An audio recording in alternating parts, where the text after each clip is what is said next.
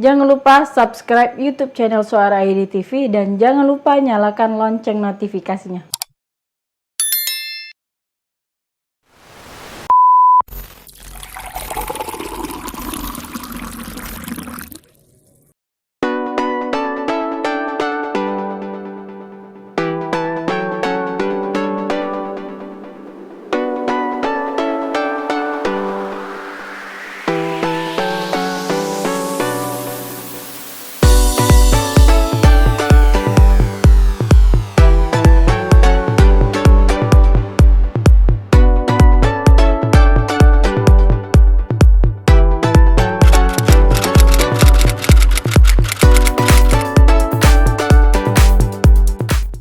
Memang kita sudah menerima ada surat edaran Pak Gubernur bahwa sekolah itu ditunda membukanya 2 bulan ke depan. Ini berawal ya kondisi pandemi COVID. Kita memang sudah melakukan berbagai pertemuan yang dipimpin langsung oleh Pak Wali Kota.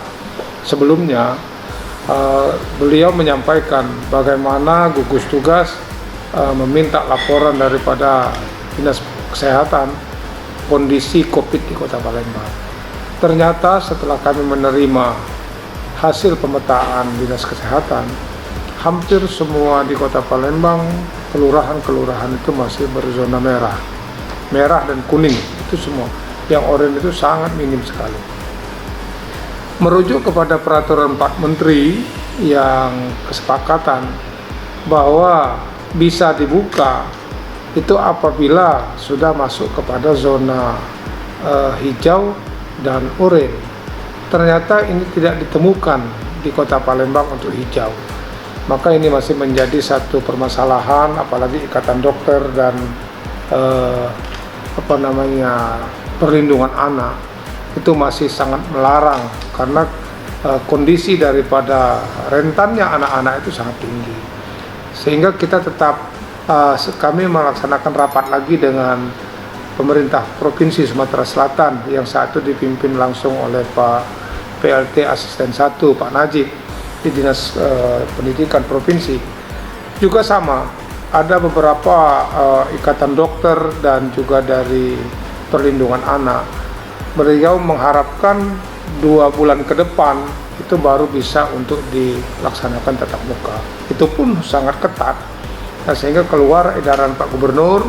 Maka dengan keluar edaran Pak Gubernur ini kita menindaklanjuti bahwa sekolah kita tunda 2 bulan ke depan yang sama.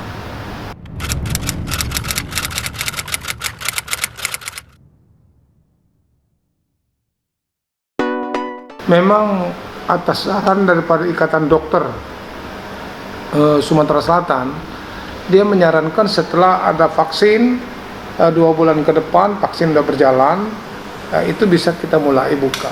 Tapi itu pun masih tetap menggunakan protokol kesehatan yang ketat, masih menggunakan izin orang tua. Namun kita berharap dengan adanya vaksin nanti, kondisi COVID itu semakin menurun, berarti kita semakin aman dalam melaksanakan proses belajar mengajar.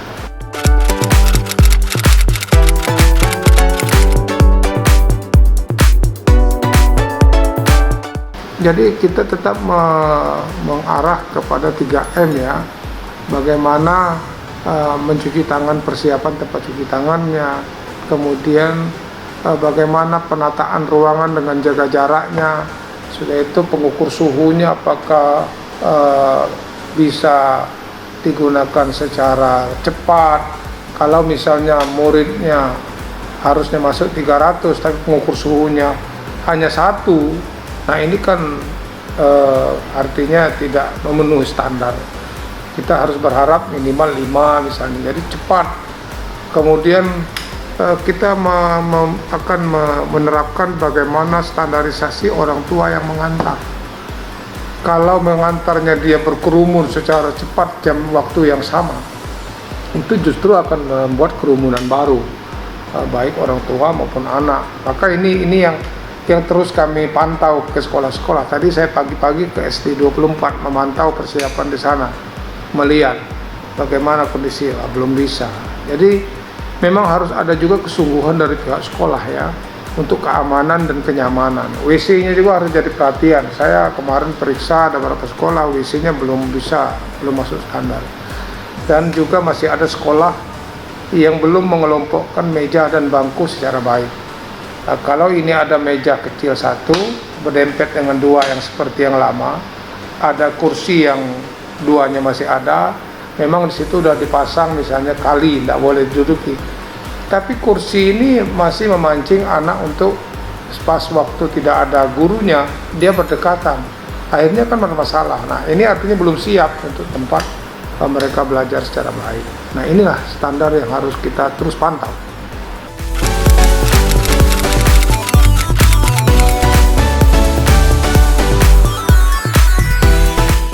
Ya, kita menghimbau yang pertama ya, minta semua persiapan untuk membuka sekolah, protokol kesehatan yang sudah kami sebarkan surat kami, artinya SOP-nya harus disiapkan oleh sekolah.